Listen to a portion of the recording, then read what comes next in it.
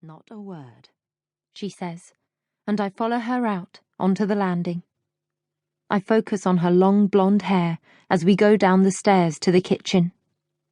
In silence, she reaches for the lantern and matches on the shelf, and then we walk out the back door.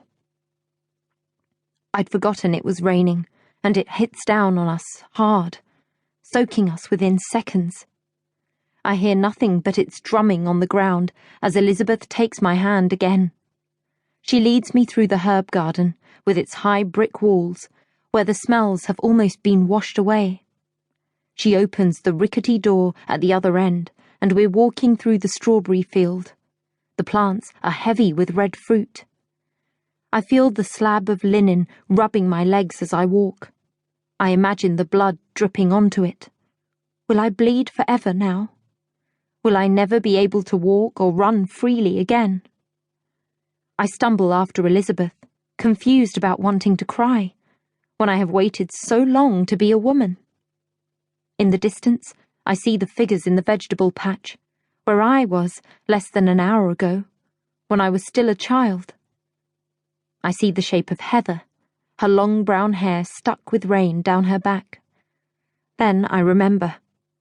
I'll be able to grow my hair. Finally, after all these years of waiting, I'll be able to let my blonde hair grow. I'll look like Elizabeth, with it flowing over my shoulders and down to my waist. I'm filled with happiness. Suddenly the bleeding and the strange, uncomfortable way of walking are absolutely fine, because now I am a woman. "Elizabeth," I say, but the water is falling too loudly for her to hear. The sound changes as we head into the woods, and the rain hits the leaves far above us. "Where are we going?" I ask, but Elizabeth just smiles. Finally, we get to the clearing where Papa S's worship chair sits in the middle.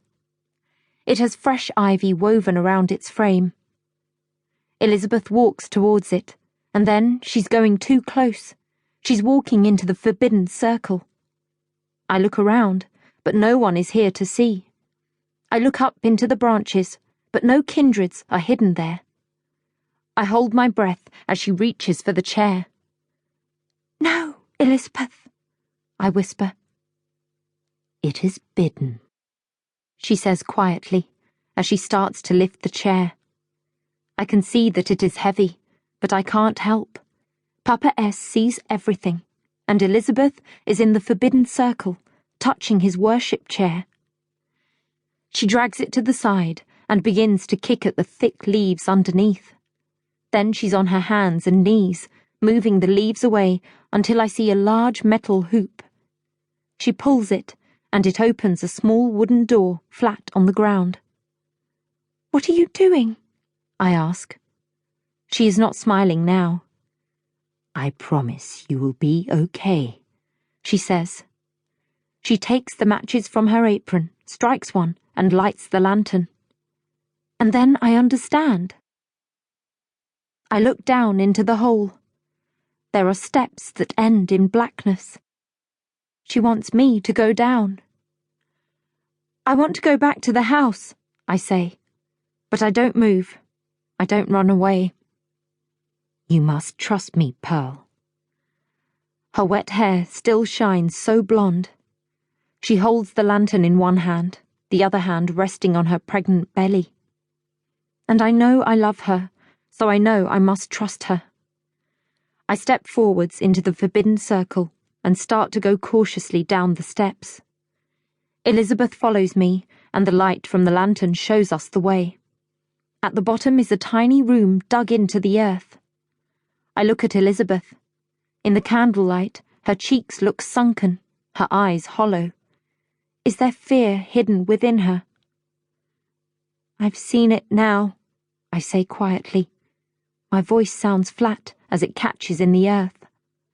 "Can I go?" "We have all done this, Pearl. Every woman at Seed. I promise you will be all right." "What do you mean?" "When you get your first blessing, when you first start to bleed, you must stay with nature so that she may give you the gift of a healthy womb," she says.